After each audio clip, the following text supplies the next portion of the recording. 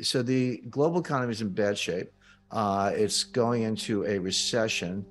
Now, a lot of people have said that, yeah, we're going to have a recession as if it's no big deal, but they're expecting a mild recession. I see a much more severe recession based on a lot of factors, some of which we've spoken about. Now, the other half of your question, which is important to listeners, is what does this mean for financial markets? And there, the best way I've been able to explain it, imagine you're in an Irish pub and you got three Irish storytellers. And I'm part Irish, so I can talk about the Irish, but they're telling three different stories, and you got to listen to each one. So there's the Fed story, the market story, and then there's something called reality, what's actually happening. So the Fed story kind of goes like this. The Fed, forecasting what the Fed's going to do is the easiest thing I do. It's not because I have a crystal ball or I'm smarter than anyone else. The Fed actually tells you. All you have to do is listen and believe them. Now, a lot of people don't listen, or they listen like, oh, the Fed will never do that. They will. They actually mean it.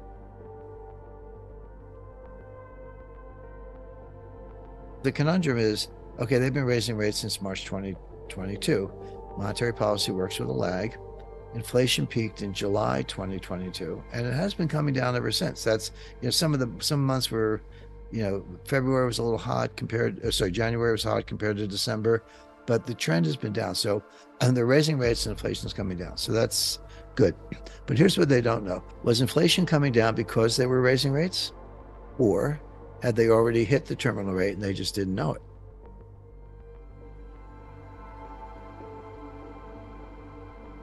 Because Wall Street was like, no, you've hit the terminal rate. Stop, please stop. You got this under control. The Fed doesn't believe that. One of the greatest blunders in monetary policy was Paul Volcker in 1980, who had started raising rates in 1979, and inflation was coming down. But then in 1980, we had a very sharp recession that had nothing to do with monetary policy. It wasn't caused by Paul Volcker. Jimmy Carter put a cap on credit card interest, and banks stopped issuing credit cards. So, well, that'll sink the economy.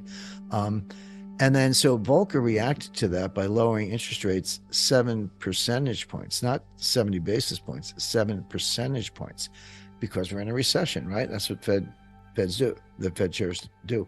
But because it was a regulatory blunder, they fixed it and the economy came roaring back. And then inflation really took off, worse than when Volcker got in 79 and early 1980. So Volcker had to take rates to 20% to get inflation under control the second time after cutting them in 1980. And that's called the Volcker mistake or the Volcker blunder. And Volcker himself, I spoke to him, he said that was a mistake, that I should have stuck to my program, not worried about the economy and unemployment, but just got inflation under control. But when he threw in the towel prematurely, the inflation went to the moon. This is a central banker's worst nightmare. I talked about how the Fed is blundering because they're raising rates too high, too fast, etc. And they are. But the Fed has always said, we don't worry about inflation. We don't like it, but we know how to get rid of it. We just raise rates. And maybe they got to raise them longer and further than people expect, and maybe it's painful. There are costs involved, but they can kill inflation just by raising rates. They don't know how to stop deflation. I mean, how do you stop deflation? You can't raise rates. That'll make it worse. You can go to zero, but that doesn't, once you're at zero, you're at zero.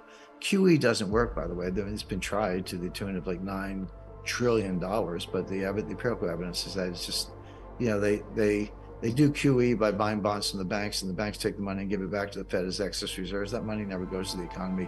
What good does that do? And the answer is it doesn't do any good. Jay Powell doesn't want to be that guy. Jay Powell knows that episode as well as I do.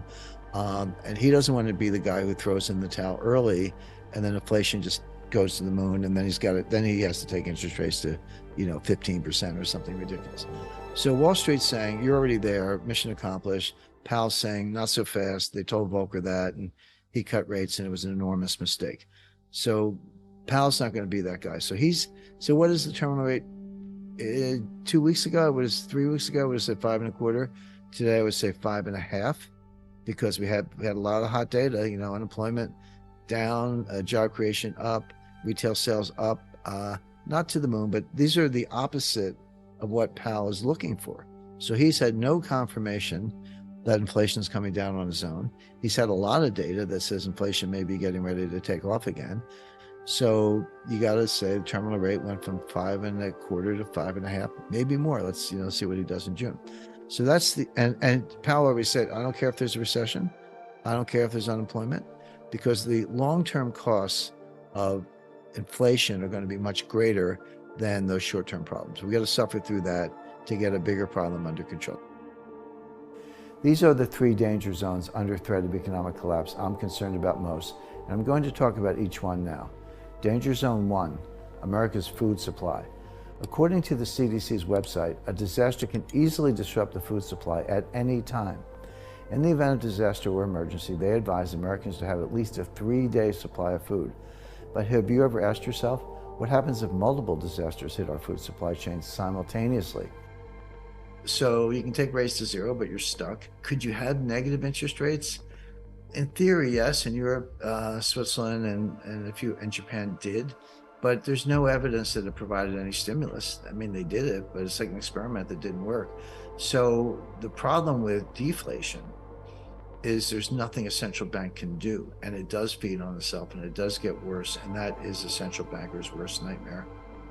It means that you may not like the price, but you have no choice. You've got to go to work, take the kids to school, deliver goods, use your truck and your job, whatever it is, you have to do it. You have to pay that higher price. But it means that $75 extra at the pump, maybe twice a week, so $150 a week. That's $150 you don't have to spend on something else. Could be concert tickets, a show, dinner, a new dress, a new suit of clothes, whatever it might be. You're not going to buy that because you've just spent that much money on the gasoline. Well, that means all those other industries suffer. Retailers have lost sales, restaurants have empty tables, concerts have empty seats, and so forth across the entire spectrum of goods and services. Well, soon enough, that results in layoffs, some business failures, price cuts, etc. And that disinflationary and deflationary trend ends up in a recession. Danger zone number 2, America's energy supply. See, even after a trucker strike, the only way the trucks can deliver our food is if they have enough gas to run on. And right now, we're in the middle of the worst energy crisis since the 1970s. And not just because of rising prices at the pump. As you may know, in the aftermath of that oil crisis, our government built something called the Strategic Petroleum Reserve, SPR. For a worst-case scenario, we all hope never comes to pass, over the last 50 years, it's grown steadily from administration to administration, having recently hit 564 million barrels of oil. And then suddenly, everything changed. And while the situation surrounding the way we get our food and energy is bad, it's this next danger zone that keeps me up at night.